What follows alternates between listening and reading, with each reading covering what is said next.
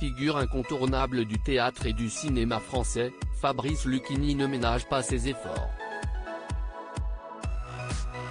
Aujourd'hui âgé de 71 ans, le comédien légendaire poursuit ses prouesses sur les planches puisqu'il est toujours à l'affiche de La Fontaine et Le Confinement au théâtre de Montparnasse où le spectacle est quasiment toujours à guichet fermé. Mais loin de se contenter de ce succès phénoménal, le mari d'Emmanuelle multiplie les projets en tout genre.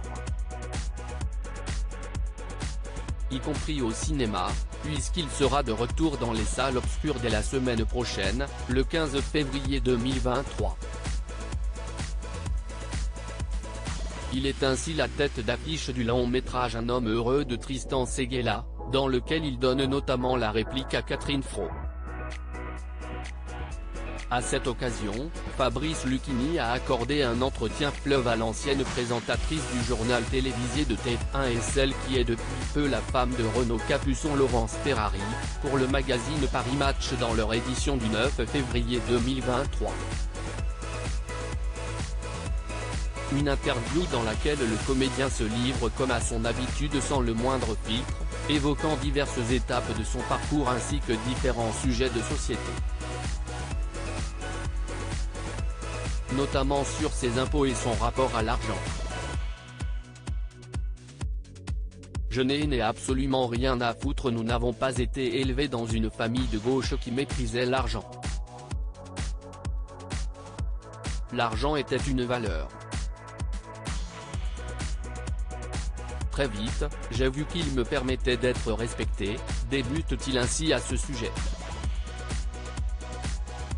Pour moi, au théâtre, la recette ce n'est pas du tout de l'avidité, je n'ai absolument rien à foutre, confie le père d'Emma, fidèle à lui-même. J'ai la chance de ne pas jouir de mes conditions privilégiées.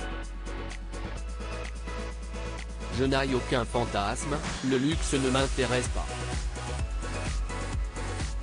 Je suis traversé régulièrement par la culpabilité de ma promotion sociale et ce qui va avec, mais comme je paie des impôts assez substantiels, eh bien je sais quand je joue au théâtre le soir que 2/3 de tout ce que je produis part en impôts et en taxes. Et comme dirait Laurent Ruquier, si est très bien, conclut-il à ce propos.